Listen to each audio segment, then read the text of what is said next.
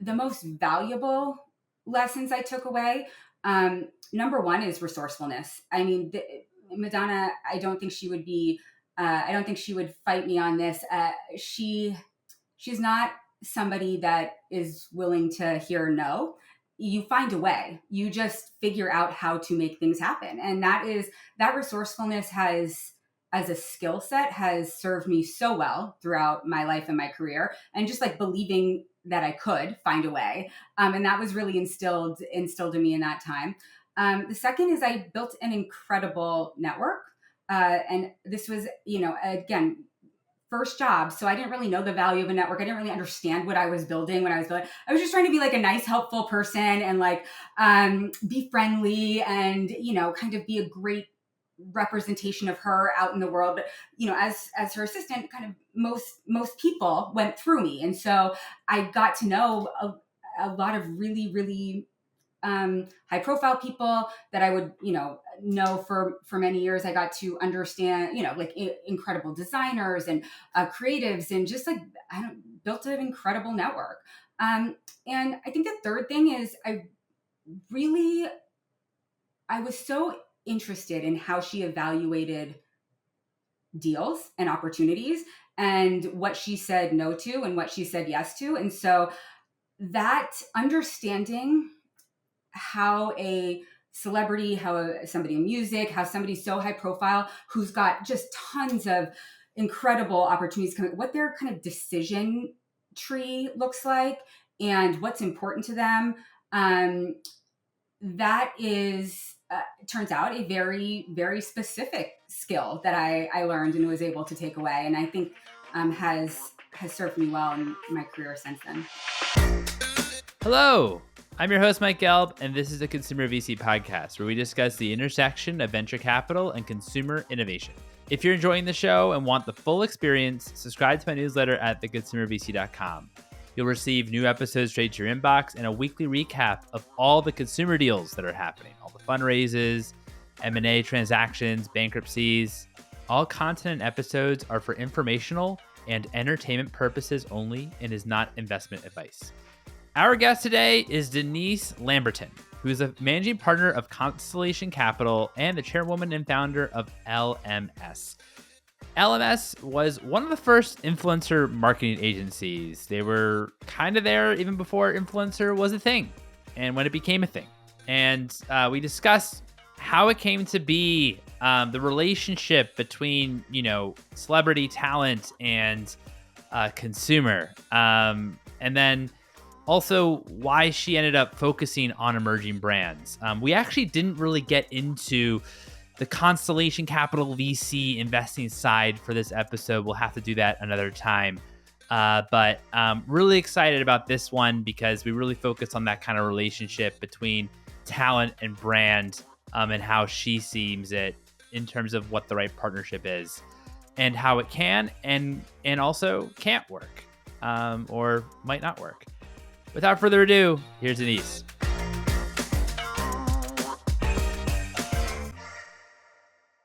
Denise, thank you so much for joining me here today. How are you? Hey, Mike, I'm good. Thank you so much for having me. It's an absolute pleasure. I really appreciate you taking the time. So I want to start off very early in your career. How did you become the assistant for Madonna? And also, what kind of attracted you to the music biz from the very beginning? So what attracted me to music is I come from a music business family. My dad is in the music merchandising industry from the San Francisco Bay Area in the starting in the 60s and 70s, like kind of at the beginning of it all. So the music industry was in my blood. And I, went to school for marketing, got out of college, thought I was going to go work for my dad's company, and just figured that would be my path, which was, cool. It was, t-shirts and concerts, etc. And he was always in some sort of transaction, either selling his company or buying it back. And for whatever transaction that was at the time, he couldn't put another family member on the books. And so he said to me, why don't you go? I'm going to help you get an internship. go work over, here with my former employee at Maverick Records in their branding department. And when I'm through this transaction, I'm gonna like bring you back over. So that's how I got into the music industry, or I always knew I was going to be in the music industry, but I thought my path was going to be totally different. I went to be an intern at Maverick Films, which was, Maverick is a company that was owned by Madonna in the late 90s and into the 2000s. And she had a record label, Maverick Records, and she also had a film department, Maverick Films. And I was in the product placement department as an intern at Maverick Films. And we were, the big movie that we worked on when I was there, I think was like Material Girls with the Duff sisters. And Oh like, my gosh. getting Maybelline as a partner, right? Because I think one of them worked for a makeup brand. And so that was how I started out. But, honestly, that department of Maverick Films ended up getting dissolved kind of quickly when I was there. And it just so happened that Madonna's manager, her office was on the same floor, and it was in the front of the building. And I was an intern, so I was very inexpensive, and I was very, um, very driven and very ambitious. And when this other opportunity went away, her manager pulled me to the management company and to the management team.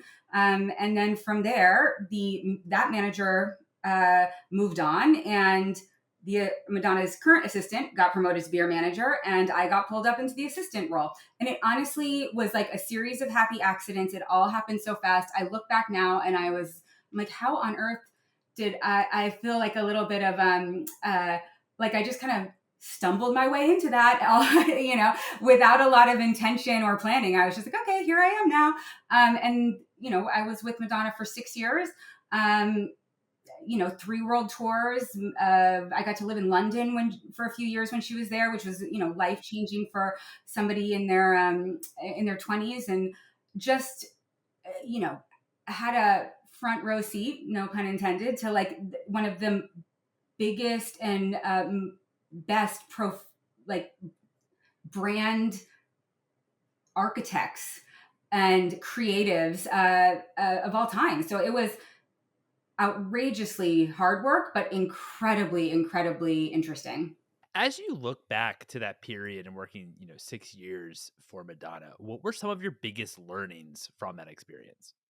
It's something I've thought about a lot over the years is, there's the real didactic, tactical, I can run a photo shoot. I can, put together a music video. I understand publishing and rights and all these, but really the most valuable lessons I took away, number one is resourcefulness. I mean, Madonna, I don't think she would be, I don't think she would fight me on this.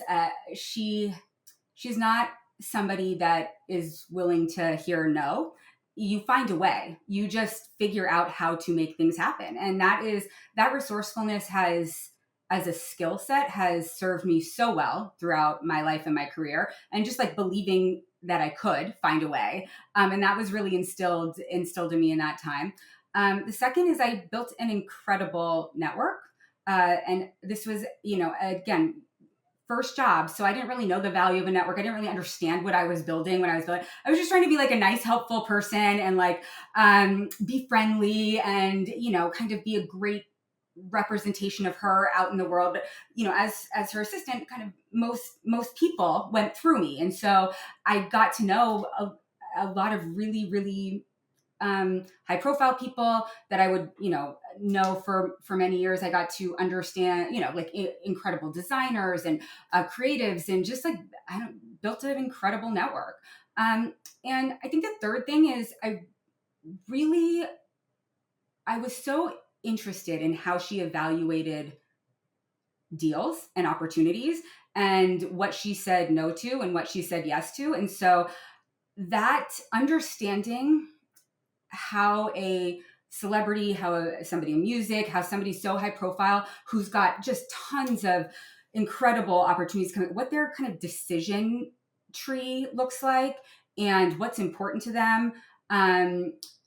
that is, turns out, a very, very specific skill that I learned and was able to take away. And I think has served me well in my career since then. No, that makes a lot of sense because, I mean, someone like Madonna, she's probably getting thrown, tons and tons of opportunities every day. And so it's what is she actually, kind of leaning into and saying, "Oh wow, this actually might be interesting," versus, the 99% that she's, saying no to. So I'd imagine that was probably pretty helpful.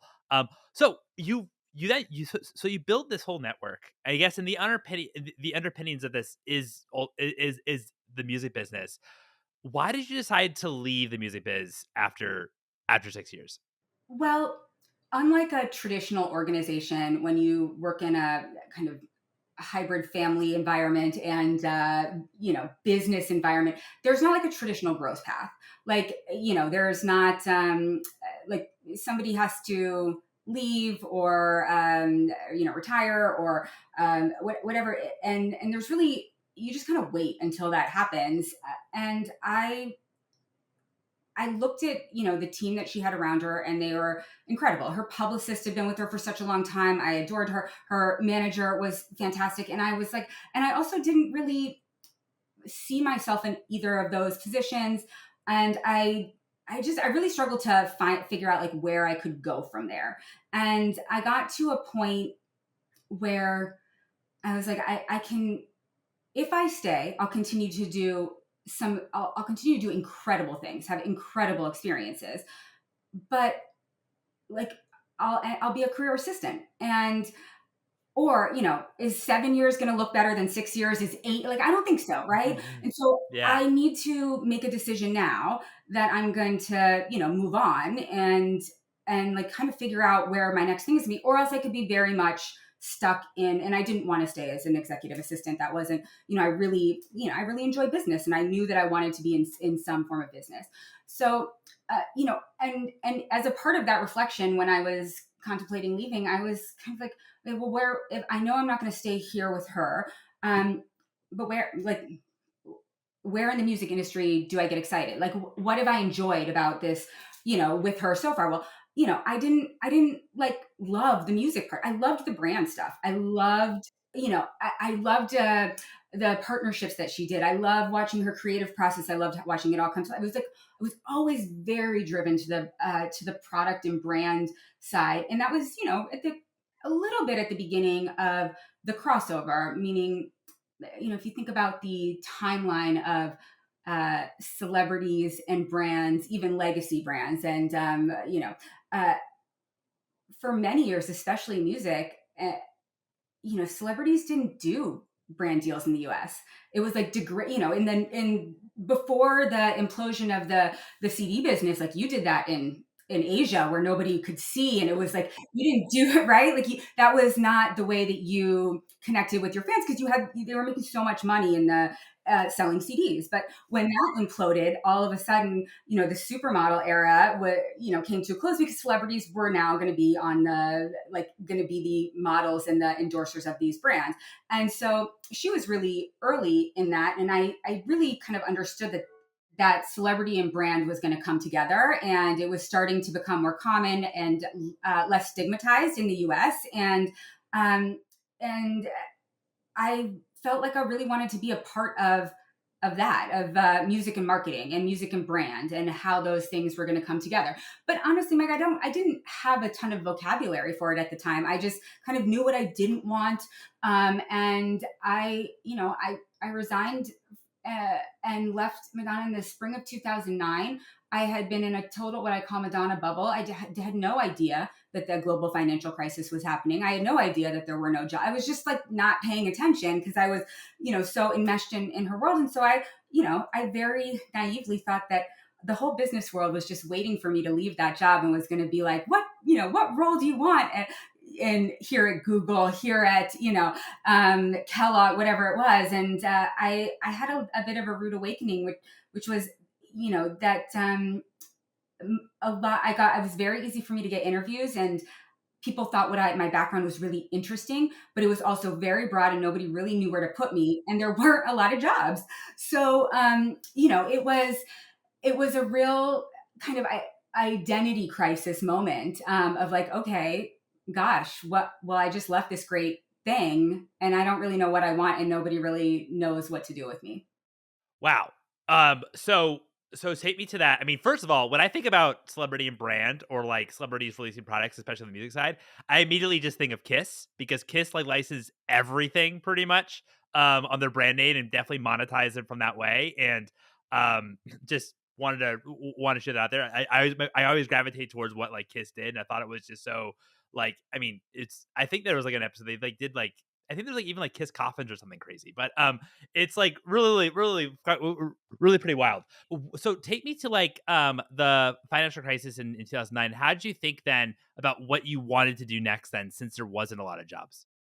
I kind of just went into like how, let me find projects that will help me pay my rent, basically. And um, that was shifting that mindset was a big unlock for me because there was a lot of freelance money on people's, like, that's where brands, or that's where companies were willing to spend money, is in like 1099. And so and once I opened myself up to that, I started to see what these companies found valuable in my skill set, which is my relationships, my ability to connect, and to, like, kind of bridge this gap, these two worlds that really wanted to work together but didn't understand each other, the business world and the entertainment or music or celebrity world, right? And so my ability to kind of help these big, and I wasn't yet into startups at the time. It was, these bigger blue chip brands. I even then, it's hard to imagine a time where there wasn't a path for those companies to but there was. They just didn't really know how to do the kinds of partnerships that they wanted to do, and so I ended up being a consultant and like connecting celebrities and brands, and there was a little bit of like talent wrangling at the time as well. Kind of, you know, it ebbed and flowed into all sorts of different things, but um, I was like, okay, well, this is where my very specific experience is going to it has landed me. Like, cool. Talk to me a little bit about how you thought about, because you're kind of like the deal maker, right? You're bringing these two groups together. You're bringing talent together with the actual brands themselves. First of all, talk me through like what were the brands, these blue chip brands, kind of looking for, and then also how did you match that to talent or your network, and in terms of and bringing these two sides together. Let me frame this in a calendar perspective. It's like now 2010, 11, 12. So you also have to remember social media is just starting to happen. Like, this is pre-Instagram still. Facebook is, come out of the college community and has started to embrace the world. We're like, leaving the MySpace era, etc. And so that was a very hard concept for brands, like these big blue chip brands, to grasp. And I found that the value a celebrity could bring, on Twitter or Facebook, was acknowledged, but how it was executed was really misunderstood. For instance, we're going to launch this contest with a celebrity partner, and every tweet needs to be run through legal. Okay, well, like, that's not really the way the world works, but like that was the mentality. Like, any kind of Touch point communication needed to on be behalf. like by the book. So it was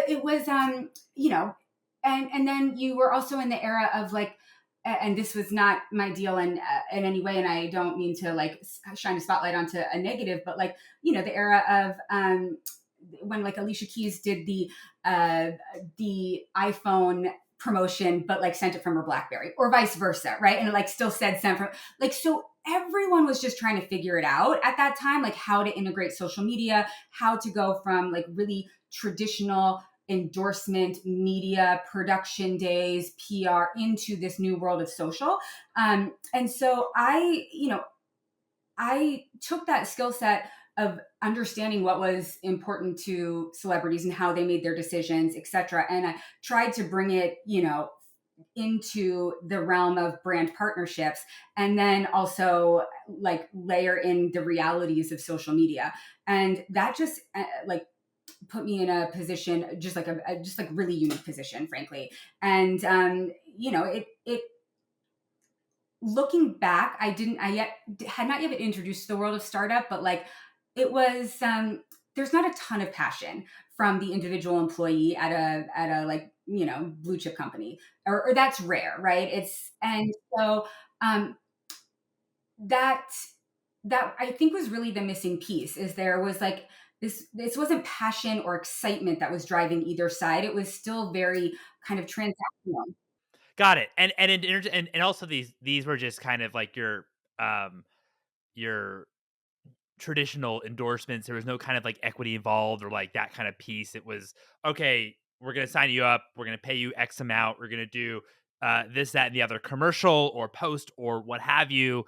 And you kind of get paid for that, but there's no actually like attachment to the brand, right?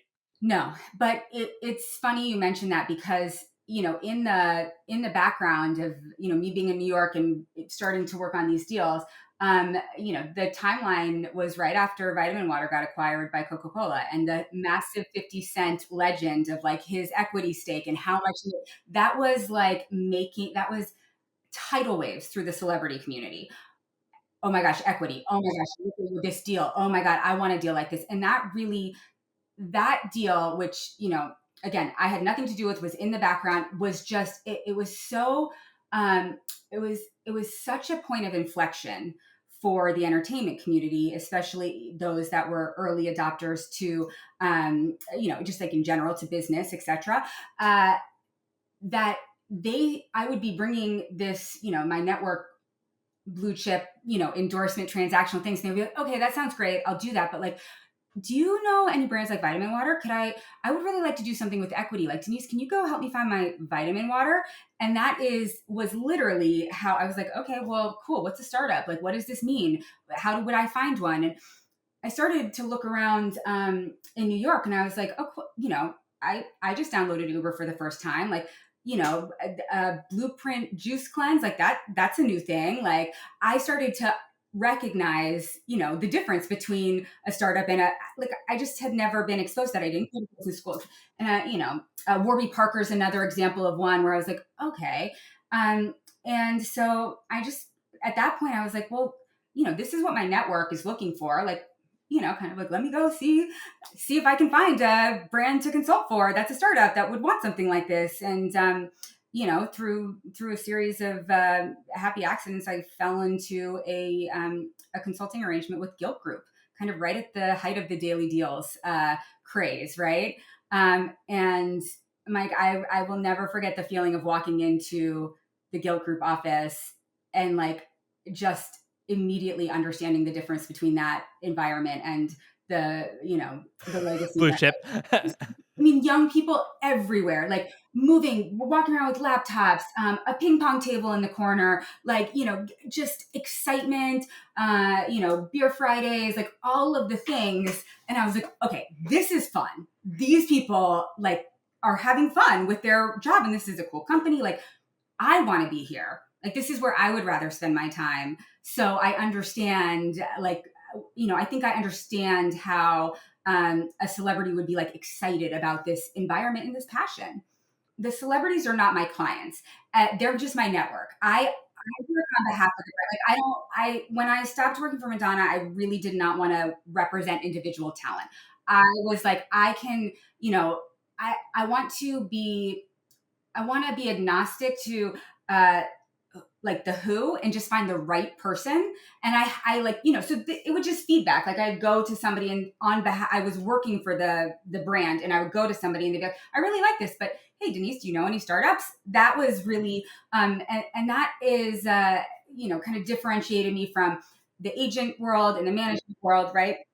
You're So a consultant. You're not actually like an agent. yeah, and I'm not taking commission out of anyone. I'm getting paid by the brand, so it made me a very appealing person. Like, my calls would get answered because I was just opportunities. I was like, what about this one? What about this one? As opposed to, like, hey, I need to make my percentage on this. So, in the beginning, that was a really that really helped me build relationships too. Is that I was always bringing opportunities.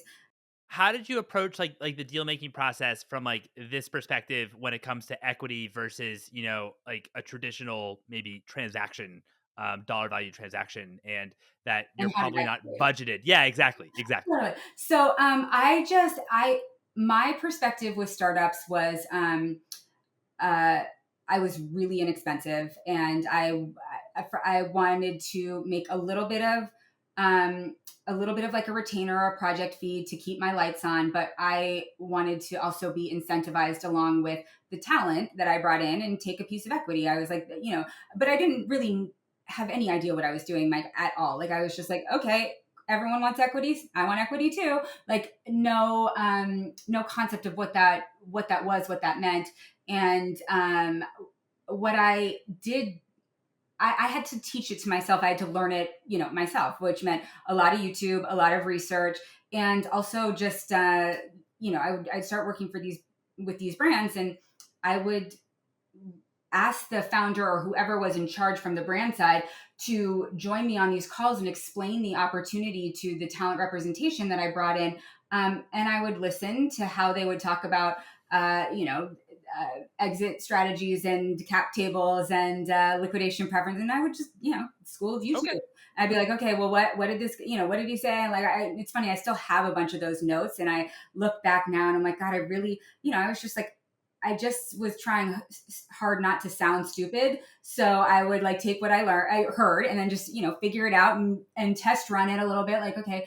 But I got kind of lucky in the beginning because I could have done some really good deals that were structured poorly.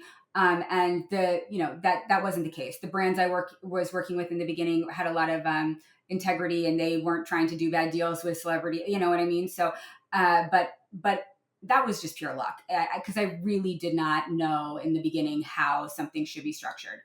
I went at it from a marketer's point of view. I was, and that's really how I got into healthy, or like, consumer products, good for you, good for the world products, which is where the majority of my business and investments are now.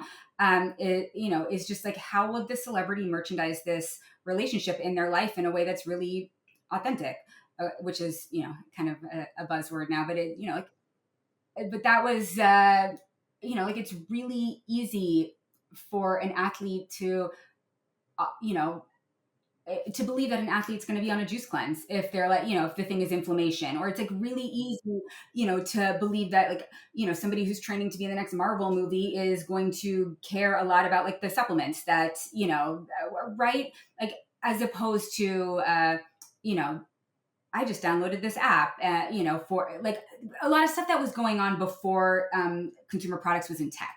So that was kind of the like, Justin Bieber, participating in like apps that you download, like that were trying to compete with a Facebook. I can't remember the name, like the one that you choose, Oh yes. I or remember that. cast or I remember something that. like that. And that's so hard to talk about how you're going to use that as a celebrity. Like you can't I think connect with shots. Is that right? um, Justin Foursquare Bieber. was one, and actually have no idea if Justin Bieber invested in Foursquare, but like it was like that group of celebrity and like those kinds of apps and deals, and it just, the marketing narrative didn't make sense, and that to me was always where I started. Like, does this make sense? Because I have felt that traditional advertising has become like, at that point especially, just really like not believable. Like, I don't believe that Sarah Jessica Parker colors her hair with Garnier Nutrice for $9.99. I just don't. Like, no and like, no, Garnier Nutrice is a great product, Sarah Jessica Parker is a wonderful person, but like, that is not, like, that doesn't make sense to me. Like, what would make sense, right? Like, those were that's how I was approaching, finding the right person and unlocking these narratives. Then from there, we would go to, well, how are we going to tell this story? Which are, deliverables, right? And then it becomes, okay, well, what is the potential value of those deliverables? What would it be in cash if that person was going to be paid their market rate today? Mm-hmm. And therefore, what should it be in Converted to like equity, equity. right? And so it was kind of just even that linear. It's just starting there and kind of step by step by step getting to a structure. I'd love to dive into a bit more about the structure because I think it's so fascinating and so interesting, and I really appreciate also your Sarah Jessica Parker example there, too, in terms of what actually is authentic versus maybe what doesn't appear to be authentic.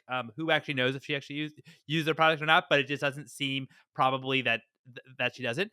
When you're meeting with the brands, like what types of questions are you asking in terms of and what typically obviously they're looking for distribution and what have you and obviously to scale and growth and what have you and kind of relying on or leveraging talent in order to achieve maybe part of those goals.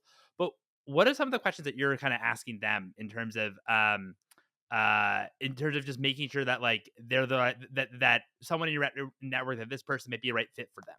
I developed a real methodology that, looking back on is like a form of diligence, but again, didn't have the vocabulary, the business acumen to look at it that way. But, I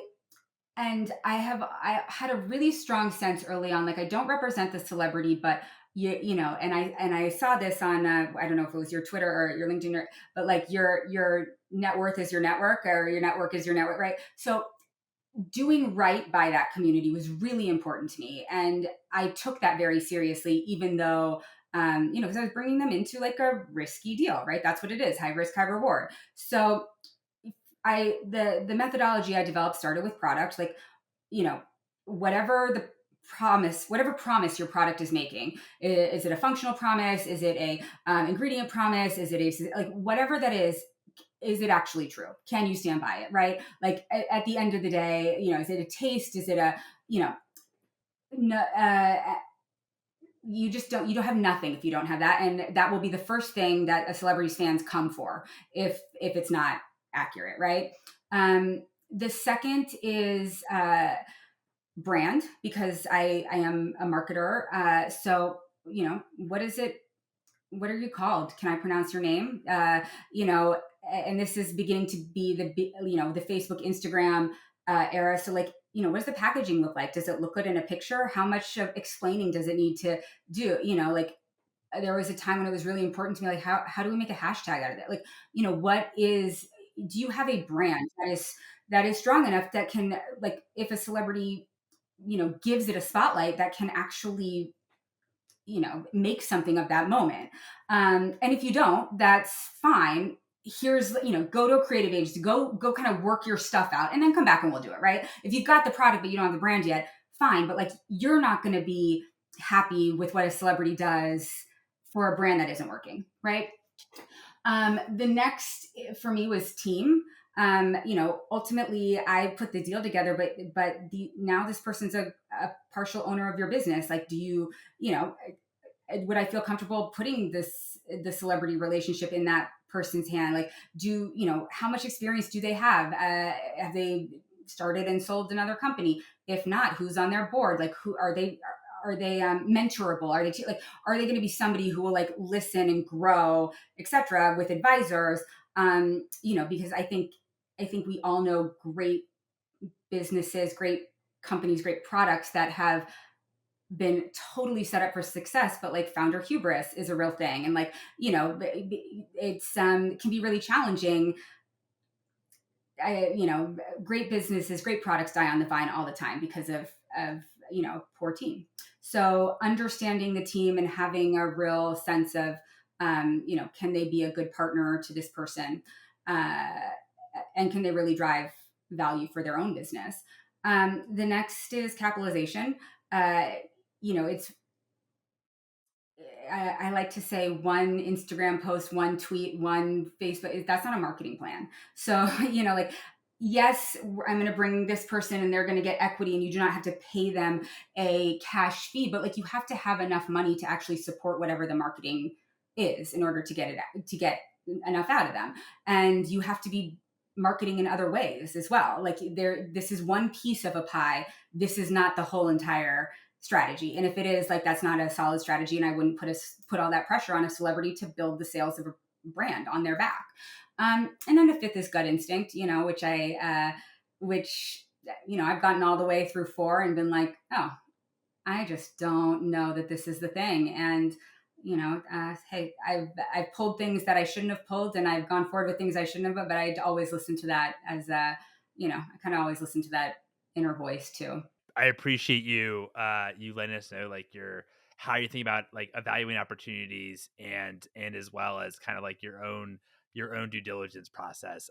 Do you find that there's because it seems like right now there's a ton of brands that are looking for, talent to be involved. And also there's a ton of talent that are looking to be involved with brands. But do you find through, being the deal maker in a number of different projects or and bringing these two sides together. Do you find there's like a kind of a minimum threshold on the brand side where it actually makes sense that hey, maybe this is now like the time that you maybe want to consider talent at like the minimum stages? Yes. So it really has a lot to do with distribution and distribution strategy. So when I transitioned and started to learn about the CPG category, um, and that was another whole education that had to happen. But pre 2018, 2017, CPG brands weren't D2C first. Like that was, they were kind of, that category was like the last to go D2C. Like people were, Whole Foods and, Target, like you still went to the grocery store. Like Instacart wasn't even as big a thing. And so looking at, what's your distribution? Like, can you even take, is your infrastructure set up to take advantage of what a celebrity could bring? Like, will it break you? That was one big piece. And second, like, are you actually going to get the full value out of this partnership? Because you are paying for the whole celebrity. You're paying for their fan, like in equity, right? Like you are paying for their fans in Asia. You are paying for like, they're not going to say just because you're only available in the Northeast, my value is only like connected to that. And fair enough, right? So if your product and your business is not is only in a few markets, like it's probably not the right time to do a celebrity partnership, right? Because 98% of the people that are going to hear about it for the first time can't actually walk into a store and purchase your product. So that has been, it changed a lot when D2C became a more popular channel for this category. But it changed only in the sense that, the understanding shipping time, spoilage, like supply chain, customer service, like all of those things. Like, can a whatever a celebrity does, as far as sending people to your business, like, are you ready for that? Do you have the inventory? Do you know how to inventory plan for that? Like, how are we going to, are you capturing all the people that come in abandoned cart? Like, how do we get the full benefit out of this relationship? That is beyond just that first transaction. Well, I mean, also like how do you think about constructing these types of um deals or partnerships where different to your typical endorsement deal, it's like, okay, you have to do the X, Y, and Z, and then that's it, right? Where this is long term, you actually do have equity in the company. But I'd imagine in terms of what your maybe responsibilities are or what you do, it can be is it kind of vague in terms of how you actually promote the product or kind of leverage your own distribution? Or how are you thinking about like the overall how do you think about the overall structure with the the celebrity talent and the brand? It has become very, very like complex. There's just so many options now. And so, back to your earlier question, which is like, what do you look for in brands? And I kind of took you through the 5 steps. Now in this iteration of celebrity partnerships with brands, I really insist on some strategy work to be done up front, which is like, which is running out a bunch of those different options. So, are we looking for one person, or are we looking for like a group of three? Do we want them to invest and then they can just be an investor that has no real deliverables but just supports the brand? Or do you want to build a marketing campaign around them? If you want to build a marketing campaign, are we trying to drive people in store? Are we trying to drive them to the website? Like, what, because that's a different person, right? Like, there's so many different ways to put this together, and celebrity and from a brand perspective is everyone at the company has an opinion, right? From the smallest investor to the board to, like the CTO, like ops, everyone has an opinion when it comes. So like buy-in from all stakeholders, like, okay, this is the plan that we're going to go out with. We're going to do 4, mid-tier celebrities that, and we're going to give up X amount of equity, and this is what we're going to get back. And we're going to require them to invest, but the investment's going to be at a discount. And therefore, and the deliverables are in year 1, but then they're investors forever. So we're going to ask them to do 1 post a year after that, but they don't, we're not going to dictate what it is, right? Like, is everyone in on this? Is everyone bought into this? Because I'm going to go out and make offers now. We're going to start this. And it's really hard, to rebuild relationships if somebody all of a sudden gets cold feet. So like having that strategy, understanding what the potential is, that they will get back for, the equity, for the marketing spend against the activations. All of that is, I try and educate and build a few different paths, and then get buy-in from all stakeholders before we even go out, because it's like the best of times and the worst of times. It's like the absolute, it's so great. You can do it so many different ways, but oh my God, there's so many ways to do it now. Like, how do you pick the right one for you? I could imagine that you have like a structure where it's like, okay, we're going to do a marketing campaign and you're part of the equity. But then, of course, equity, it's permanent until, of course, you exit the company, which is, probably going to be in a while. And then you turn around, a year or two. Oh, okay, we want you to execute and do this again. It's like, well, I already, did that, but you're a shareholder. It can get complex. So I guess just making sure that this deal and kind of all the kind of the requirements that you're asking of the talent actually be included in the deal upfront. Yes. But then you also, as a brand, have to understand that like, there is a limit to what you can ask for. Right. And so what the suggestion I give to the brand is, once those deliverables, those original deliverables have been met, it's really the brand's responsibility to keep the celebrity engaged. Like, make sure you're still sending them product, give them updates, tell them where you need help. And it can't always just be to post for you. Like, hey, do you know anybody that can make an intro, to, I don't know, to another great investor? Or like, there are so many different ways. I mean, celebrities are really well networked people. Like, hey, you want to just give this out to 10 of your friends on set next week? Like, let me put, like, it's, and what I find is that the majority of celebrities, when they have equity in a business, but their deliverables have been executed, they still want to help. They still want to support. But like, they don't wake up every morning and thinking about your brand as the first thing. Like, you have to make it easy for them to help. And you have to understand that not everything you ask for is going to be a yes. And like, that's just the nature of business. So, foster that relationship, share with them the way, like, keep them engaged in the business. And for the most part, they'll be good friends to the business. Yeah, no, exactly. I mean, ultimately, like, they aren't the ones that are operating the business, right? And so, in terms of like the requirements are, and kind of like the deliverables that you kind of seek, like, make sure that's kind of upfront in the deal, and not have to ping them and say, oh, we want to run like a total another very intensive marketing campaign with you, and we're not going to pay you at all, since you already have equity in the business, so you want our business to succeed and what have you. How are you thinking about the landscape today? Because this is like a pretty interesting place. There's been a lot of there's been a few celebrity brands that have done quite well, or talent led brands that have done well. There's certainly also talent led brands that haven't done well, and it seems like everyone's kind of searching for talent led, considering on the Facebook ad side and Meta, it's just really expensive in terms of growing by ads. So people are so brands are looking at talent. How are you thinking about this all today? It's such a fun time. First of all, the when I reflect on where, especially on the entertainment industry, like where we started and where we are now, just the understanding of equity structures has like exploded from the entertainment industry, right? Like, in the beginning, I was learning and I was trying to teach others, and like, I would get major roadblocks if manager or an agent couldn't figure out how to commission equity and didn't have the right vocabulary to talk to their own client about it. So like, just that in and of itself has been like, it provides so many more opportunities now.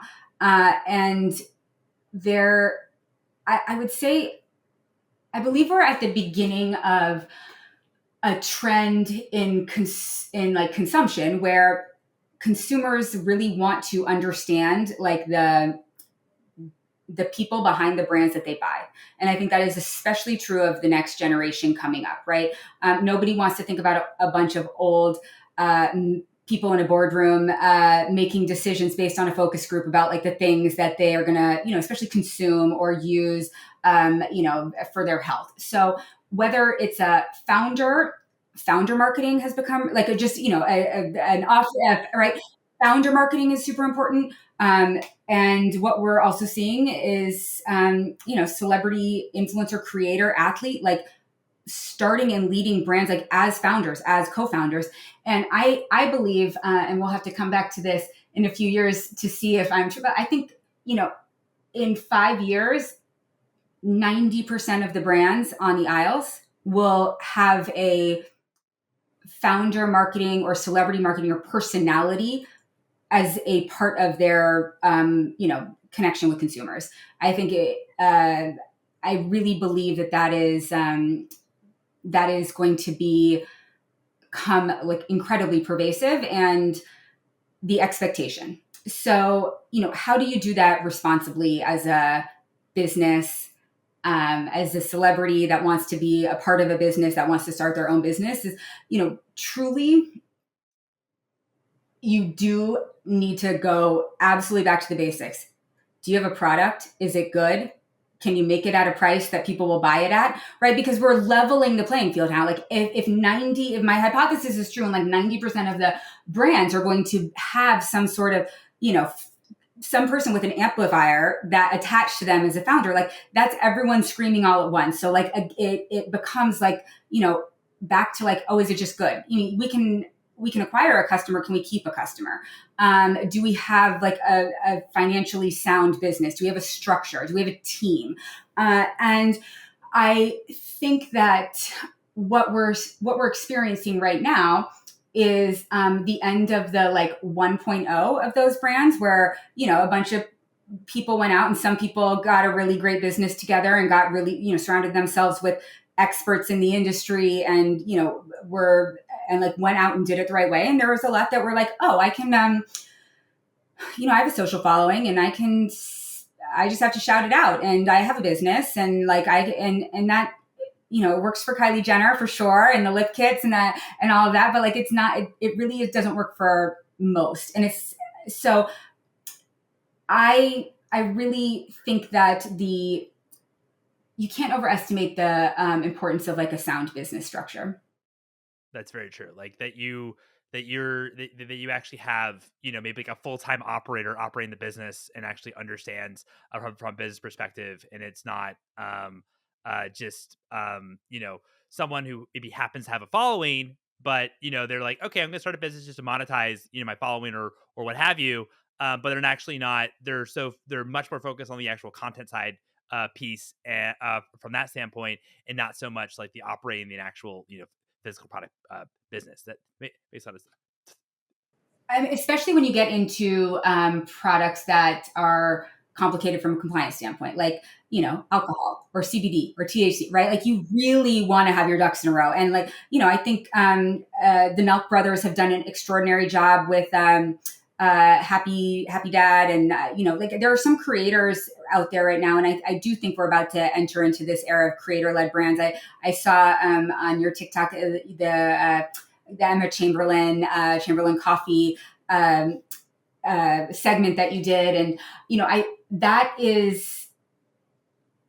that structure, I think, is about to have its heyday in a big way. And it's really going to change the dynamic or our understanding of what a celebrity is, or, Mr. Beast is an obvious example as well. Like that, that kind of connection and the, where, and I don't know who I'm quoting here, so forgive me, world. But, every brand has to be a media company now, right? Like that, I think that's never been more true. Like the amount of content that you need to pump out just to stay competitive from a marketing standpoint. And so the Emma Chamberlains of the world where like, that is such a intrinsic skill set. and the Mr. Beat, like that is going to be, I would say, like more valuable than traditional celebrity in the next few years, because that, like that connection, it's one thing to have an audience, it's another thing to have an audience that engages, it's another thing to have an audience that buys, it's another thing that has an audience that will buy again and again and again, right? And so, like the creator's about to have a major moment, and they just, they have to have the right business structure to be able to support it. And and then celebrities are going to get great at filming their own content. A lot of them are already, but some of them are still in the Instagram era, where it's just like, let me take a picture, right? And so, but most important is, there's such incredible expertise in the CPG business, especially CPG startup business, like community. Like, go out and find yourself a team, like invest in the team and the structure, and like listen to them is, my biggest piece of advice for like the entertainers that want to get into building brands. I love that. I think that's a great spot to end it. But that's like a great I appreciate that that example with Chamberlain Coffee. Denise, thank you so much for your time. This is so much fun.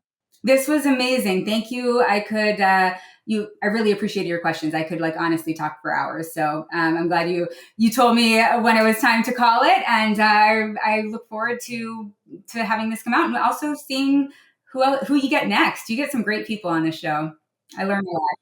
That's so kind. Thank you, Denise. Really appreciate it. And there you have it. Thank you, Denise, for coming on the podcast. It was really great reporting this one. If you're enjoying the Consumer VC and you want the full experience, highly recommend subscribing to the newsletter at theconsumervc.com, where you're going to receive full updates of all the consumer deals that are happening, and as well as all the new podcast episodes that are released. Thanks for listening and subscribing.